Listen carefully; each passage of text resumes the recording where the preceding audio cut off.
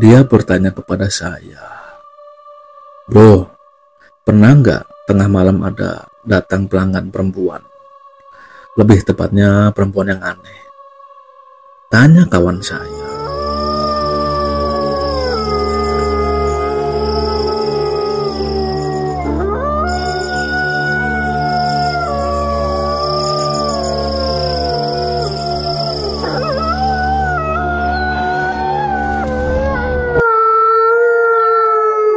Selama saya bekerja di sana, ada pengalaman horor. Namun, sebelumnya ini saya akan menjelaskan bahwa di lantai 1 itu ada 12 PC, lantai 2 ada 12 PC juga. Pada waktu itu biaya sewa 1 jamnya sekitar Rp2.000. Jika mau ambil paket 3 jam, biaya atau tarifnya dikenakan Rp5.000. Hampir tiap malam ada saja yang bermain. Apalagi saat weekend, akan banyak sekali pengunjung. Bahkan tidak sedikit yang mengambil paket sampai subuh. Sedang di malam Jumat adalah malam yang paling sepi. Walau ya ada saja yang main, namun tidak seperti malam weekend. Pengalaman horor ini terjadi di malam Jumat. Dari sore memang cuaca sudah hujan. Kondisi warnet juga sepi. Pengunjung yang terakhir itu mengambil paket 3 jam, sampai pada akhirnya dia juga pulang. Pulang di pukul 23 waktu Indonesia Barat. Saya sempat iseng apa yang dia buka. Namun yang saya lihat dari monitor kontrol dari saya itu ternyata ya memang tidak jauh dari lagu-lagu sampai pada akhirnya ya situs berwarna biru. Namun hanya saya biarkan saja. Karena memang sudah sepi, rencananya saya akan menutup warnet. Sebelum itu terjadi, muncullah seorang perempuan sambil meminta izin untuk dinyalakan 1 buah PC. Awalnya saya menolak karena sudah mau tutup. Namun perempuan itu tetap memaksa dan minta diizinkan main selama 2 jam. Dia memberi kode dengan menunjukkan 2 jarinya dan tidak langsung membayar. Setelah PC saya buka, saya suruh dia untuk menyalakan PC-nya. Ya, dia pun mengangguk. Namun memang ada keanehan di dirinya. Selain irit bicara, cara berjalannya juga aneh. Cara berjalan dia ini seperti tersendat-sendat.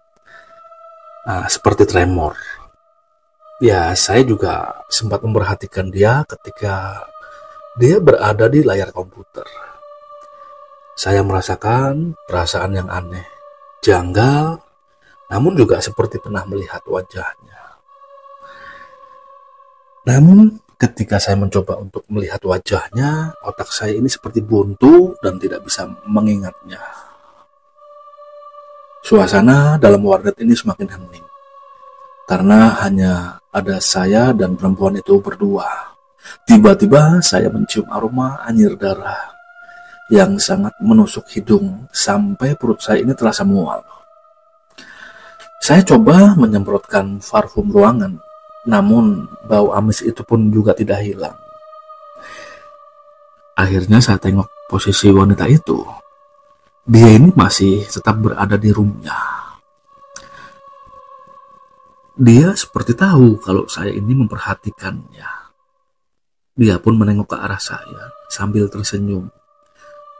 Sebuah senyuman yang aneh, lebih tepatnya menyeramkan.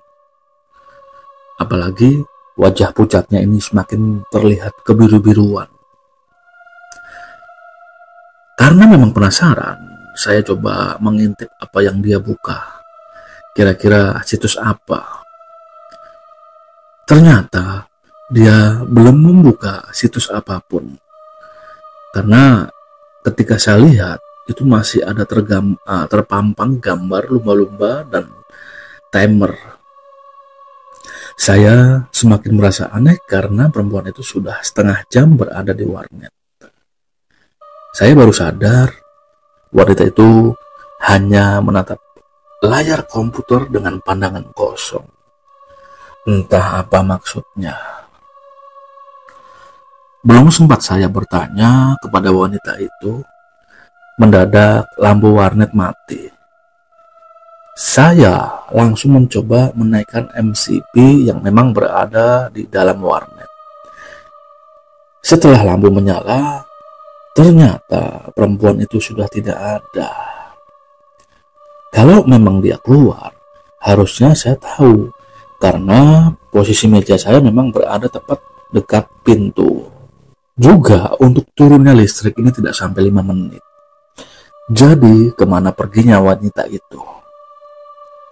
Saya berpikir, apakah dia ke lantai 2? Lalu saya mengecek ke lantai 2, ternyata kosong. Saya tidak ambil pusing.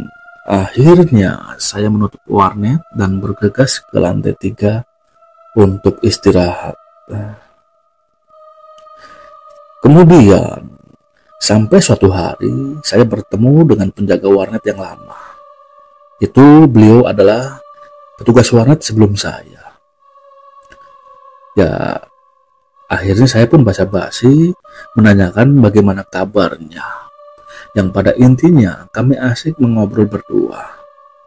Kemudian dalam perbincangan itu dia bertanya kepada saya, "Bro, pernah nggak tengah malam ada datang pelanggan perempuan? Lebih tepatnya perempuan yang aneh," tanya kawan saya. Dan saya pun menjawab, "Iya, beberapa malam yang lalu."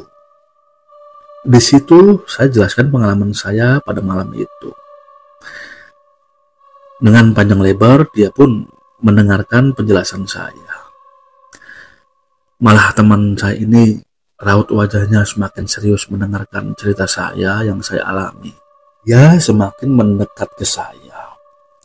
Akhirnya dia bilang, "Bro, yang bikin gua keluar dari tempat kerjaan ini, ya sosok perempuan itu. Dia datangnya kalau tengah malam dan perginya nggak pamitan. Awalnya gua kira dia itu orang, ternyata bukan." Mendengar penjelasan teman saya, jantung saya semakin berdetak kencang. Saya pun bilang kepadanya, "Ah, yang bener, lo jangan nakut-nakutin gue." Ya, dia pun langsung menjawab, "Serius, gue gak bohong. Toko sebelah ini tutup gara-gara ya dia sering masuk. Seolah-olah dia mau belanja. Tapi beberapa waktu dia gak kelihatan keluar. Awalnya sih dikira mau maling. Setelah diperiksa sama karyawannya, itu gak ada siapa-siapa. Akhirnya karyawannya pada ketakutan. Sampai tidak ada yang berani buka sampai malam. Karyawan itu keluar satu persatu. Hingga minimarketnya juga tutup. Jadi gitu bro. Sampai tertinggal warnet ini. Dan sialnya malah sosok itu akhirnya masuk ke warnet ini. Setelah teman saya menjelaskan, perasaan saya semakin tidak nyaman. Jujur ya, di sini saya takut. Nah, kemudian teman saya pun berbicara lagi. Jadi gini bro, ada desas-desus katanya perempuan itu korban kecelakaan. Dan tempat kecelakaan itu 200 meter sebelum warnet kita. Desas-desus itu ya begitu santer. Sampai malah ada yang cerita, tukang sate yang posisinya tidak jauh dari lokasi kecelakaan itu juga sering diganggu. Ini kalau jalanan sudah sepi, sering ada suara-suara perempuan yang seolah-olah tuh mau beli satenya. "Bang, beli sate bang." Nah seperti itu. Nah, belum lagi di belakang tukang sate itu memang masih kebun. Nah, kebun itu yang masih sangat luas. Namun memang dasarnya tukang sate ini pemberani ya. Kalau diganggu dia malah mengeluarkan celurit, malah ditantangin. Ya seperti itu ceritanya. Jujur saya ini semakin tidak konsen mendengarkan cerita teman saya. Kepala saya ini semakin pusing. Setelah teman saya ini pulang, saya ini memutar otak bagaimana caranya cari alasan untuk bisa resign ke bos saya. Paling tidak ya saya minta ditemani lah oleh satu orang. Kalaupun tidak, ya saya akan resign.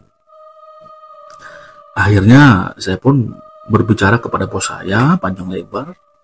Bos saya pun mengerti. Hingga pada akhirnya saya ini ditambah atau ditemani lagi oleh satu teman yang memang itu berasal dari sebuah daerah di Jawa Barat. Jadi kami ini berdua sama-sama tinggal di lantai 3. Ini juga tidak kalah seram. Kenapa ya? Kalau sedang tidak sampai pagi nih kami jaga. Ya kadang-kadang itu kalau malam Jumat ya jam 11 jam 12 kami sudah tutup. Ya kami akhirnya berdua ke atas. Itu di bawah bang. Kadang-kadang terdengar seperti orang main komputer bang. Seolah-olah dia ini lagi main warnet ya. Saking penasarannya kami berdua ini mengecek ke bawah.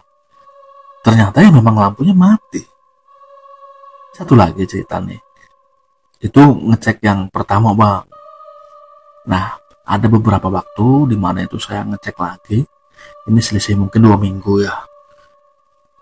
Ini penasaran sekali karena ada suara lagu dari salah satu PC. Ketika dicek itu kan memang lantai 1 itu mati. Ternyata ada satu buah PC yang menyala bang. Kami yang belum sempat melihat secara dekat langsung lari ke lantai 3 dan mengunci pintu.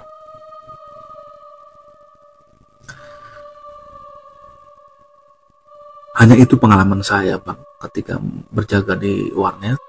Sampai pada akhirnya ketika sudah ditemani pun saya hanya sanggup berjaga sekitar 6 bulan lagi dari kejadian pertama melihat perempuan itu. Usut punya usut, ternyata memang bekas ruko itu tadinya ada beberapa makam yang istilah zaman dulunya tuh seperti tak makam keluarga. Entah ada korelasinya atau tidak, namun ternyata memang di wilayah itu ya terkenal angker. Demikian Bang Bra. Terima kasih sudah memuat cerita kami. Ya, terima kasih untuk Bang Agus atas ceritanya. Dan tidak panjang lebar, saya juga mengucapkan Waalaikumsalam warahmatullahi wabarakatuh.